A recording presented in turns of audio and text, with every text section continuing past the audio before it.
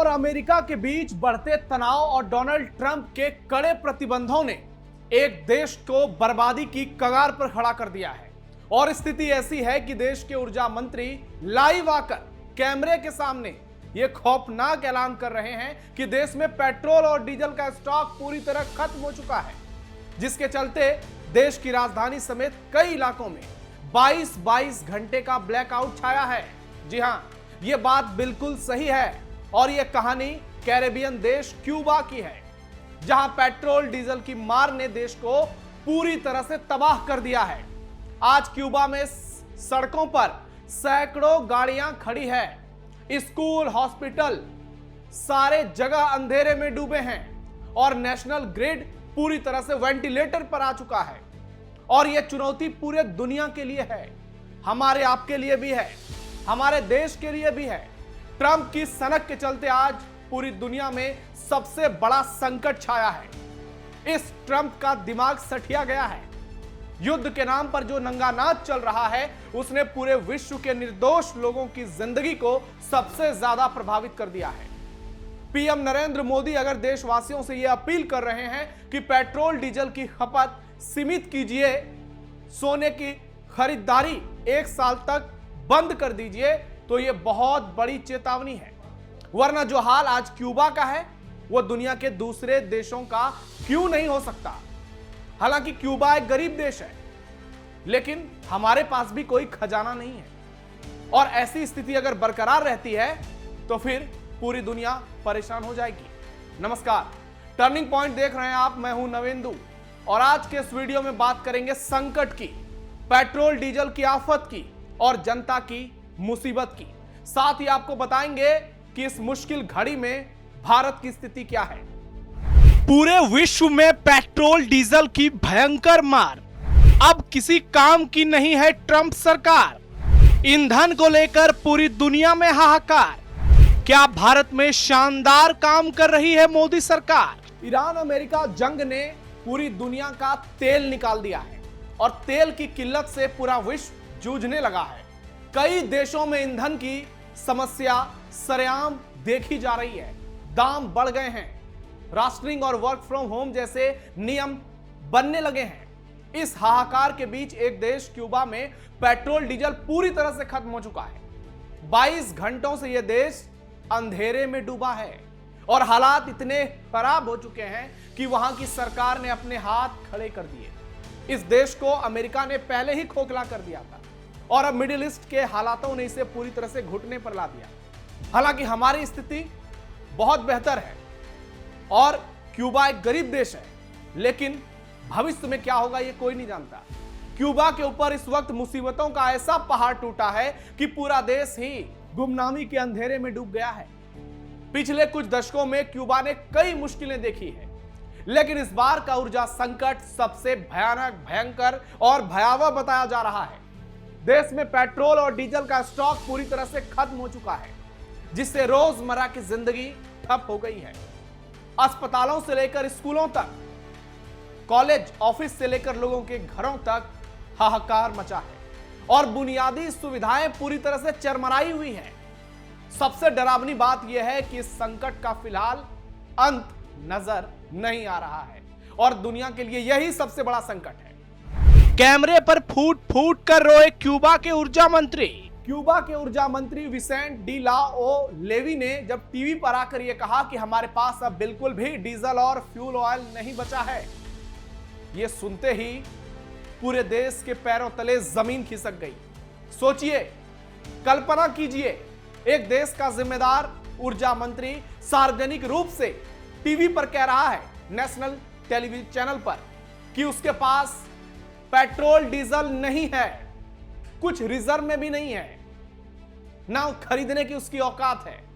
इसका मतलब सीधा है कि गाड़ियां सड़कों पर खड़ी रह जाएंगी जहां बंद है, फैक्ट्रियां बंद हो रही है और सारी फैक्ट्रियां कुछ दिन में बंद हो जाएगी, बिजली बनाने वाले प्लांट ठप पड़ गए हैं और अभी भी जो कुछ हो रहा है, पूरा नेशनल ग्रिड इस वक्त, मैंने कहा, वेंटिलेटर पर नजर आ रहा है।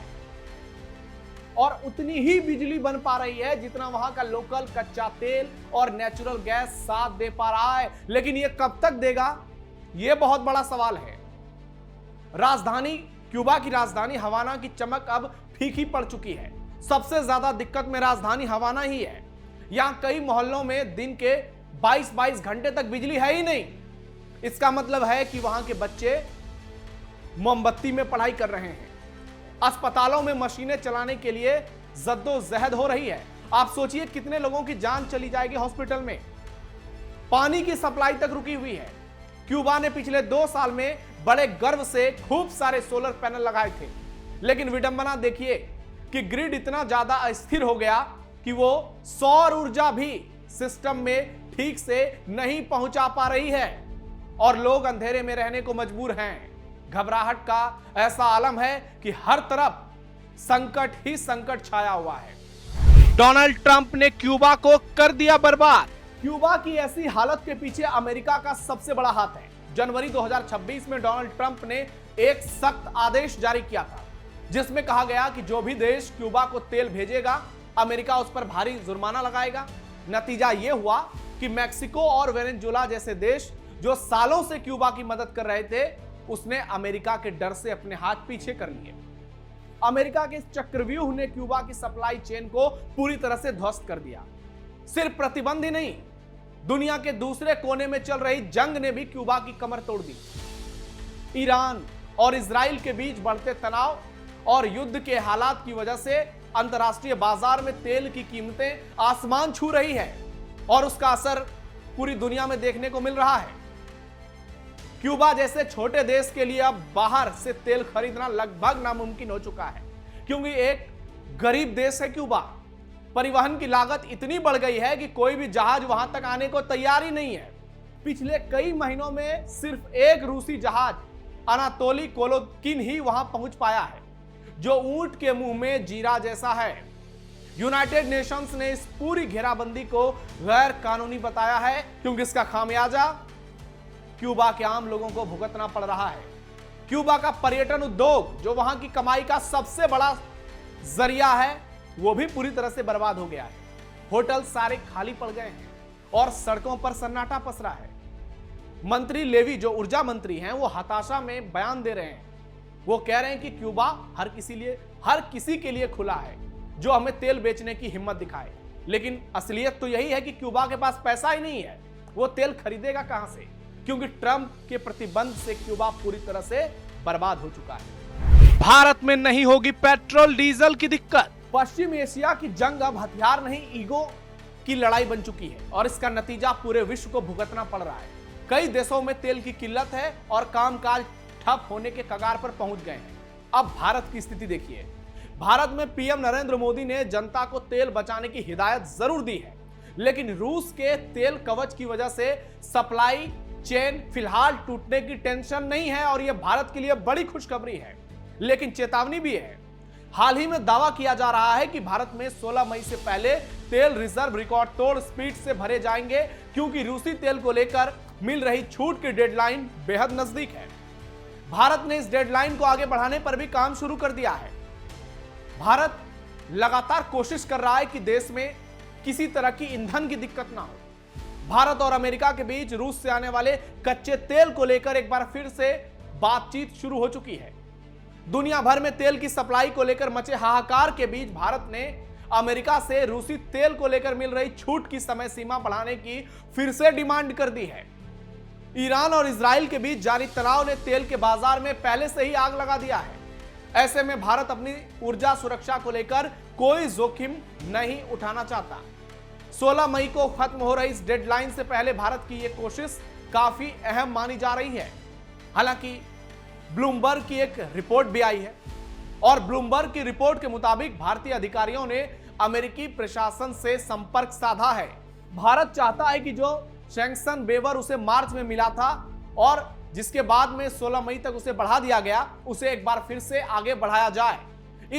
इस छूट की वजह से भारतीय रिफाइनरियां उन रूसी जहाजों से तेल ले पा रही हैं जो पहले से लोड हो चुके थे। भारत का तर्क है कि पश्चिम एशिया में जारी युद्ध की वजह से सप्लाई चेन पहले से ही बिगड़ चुकी है ऐसे में रूसी तेल का आना बंद हुआ तो देश में ईंधन का संकट बड़े पैमाने पर खड़ा हो जाएगा। दिलचस्प बात तो यह है कि एक तरफ भारत छूट बढ़ाने की बात कर रहा है तो दूसरी तरफ रूसी तेल की खरीदारी ने अब तक के सारे रिकॉर्ड तोड़ दिए हैं और रूस महंगे तेल भी दे रहा है भारत को पहले से।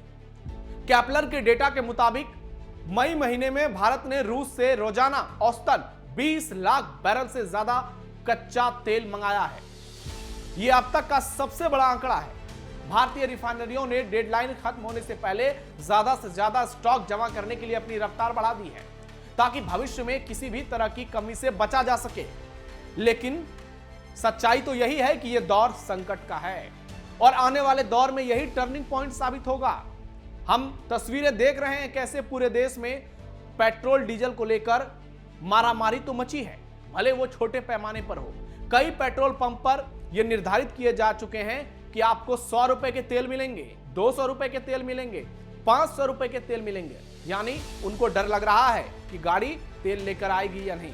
ऐसे में यह संकट लगातार गहराता जा रहा है और यही स्थिति अगर रही तो आने वाले समय में दिक्कत का सामना हो सकता है। आने वाले समय में मुसीबत हम पर भी पड़ सकती है। इसलिए ज्यादा खुश होने की भी जरूरत नहीं है, सतर्क रहने की जरूरत है, सावधान रहने की जरूरत है और पीएम मोदी ने जो अपील की है उस पर अमल करने की सबसे ज्यादा जरूरत है। आपकी राय क्या है कमेंट बॉक्स में जरूर बताइए और सन की डोनाल्ड ट्रंप को लेकर आप क्या सोचते हैं कमेंट बॉक्स में भी ट्रंप के बारे में भी अपनी राय जरूर दीजिए। फिलहाल के लिए टर्निंग पॉइंट में इतना ही। धन्यवाद।